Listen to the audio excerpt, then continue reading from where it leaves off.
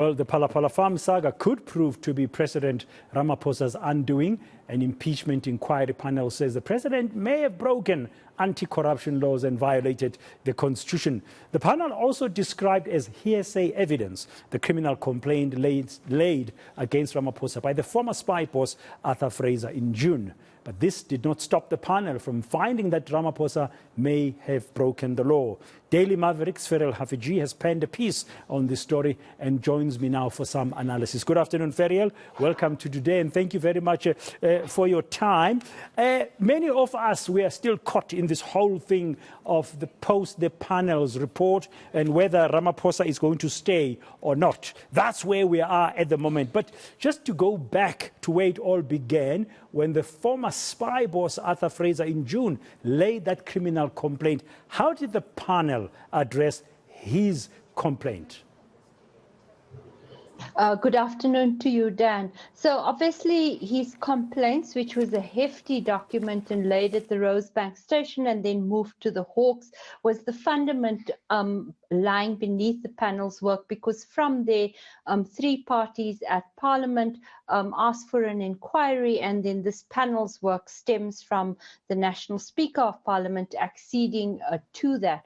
What was interesting for me to find is that the panel didn't have sufficient research capacity, time, or I guess powers in order to properly interrogate that criminal complaint of Mr. Fraser. And so it finds that his complaint is hearsay, and yet it goes on to find that the president may have a case to answer. Yeah, in your piece that you wrote just yesterday, Ferial, for Daily Maverick, which I've read, you point out how Mr. Fraser's moves led to the checkmating of Ramaphosa, so that he was found to have something to answer to. Yes. So what was really interesting on my third reading of the panel's report, Dan, is it becomes clear that actually the three panelists made their findings based on the submissions of the president, because they regarded Mr. Fraser's bundles or his complaints as being hearsay and still being investigated, I think, by between 6 and 9 different investigations. They said that they couldn't make a finding about that. So they made findings based on the president's submissions to them. And those relate to whether he's in breach of the Executive Ethics Act, whether he had continued to do paid work outside what we pay him as the citizens of South Africa, and an alleged misconduct case related to whether he had properly reported this case. Yeah, we'll talk about the president's submission just in a while. But Ferial, if the panel's recommendations, as Parliament will be debating them on Tuesday, lead to an impeachment inquiry, if they do that, should we expect that as part of that inquiry, if it happened, Mr. Fraser will be called upon to reveal more about his criminal complaint, including the sources of his information? That should happen. That inquiry, as we've seen from the very public inquiry into the fitness to hold office of our public protector, has much more power, and it's able to call people. So then you are likely to see the former head of the state, the National Security Agency, being called before it to explain all the allegations he makes in his criminal complaint bundle. What is really interesting to me, Dan, if you begin going through all the president's submissions to the panel, you'll see that he disputes items of fact in the video evidence which parties have subsequently been using at Parliament as they pushed for this inquiry. So if it gets to that, then I think we get closer to the truth of what happened on that farm in 2020. Okay, now on his submissions, that's a president's submission to the panel, you write that the panel spent page after page knocking his version as improbable and questionable. Tell us why.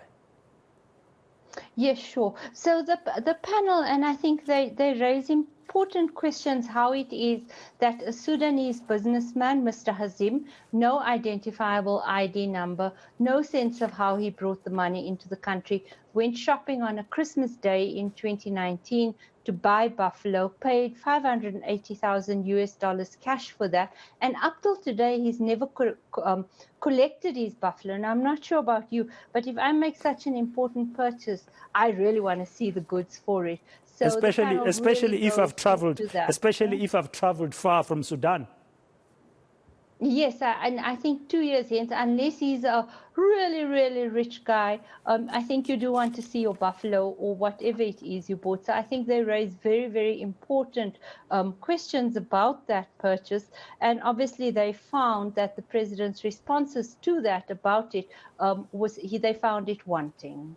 Yeah, and what about the paid work matter? Because of the four issues where he may have violated them, there's 2 of serious misconduct, there's 2 in terms of violating certain sections of the Constitution in terms of his office.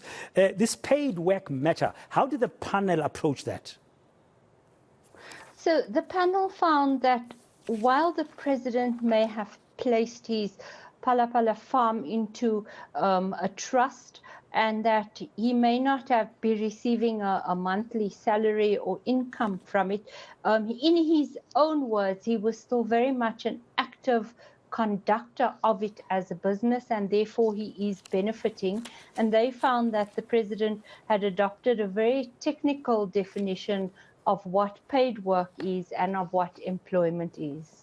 Okay. Finally, is it clear at this stage why Mr. Arthur Fraser would have done what he did in June, 2 years after the alleged theft had happened on the farm of Ramaphosa? Ferial? I think it's perfectly crystal clear, Dan, at least to those of us who've been watching politics for a long time.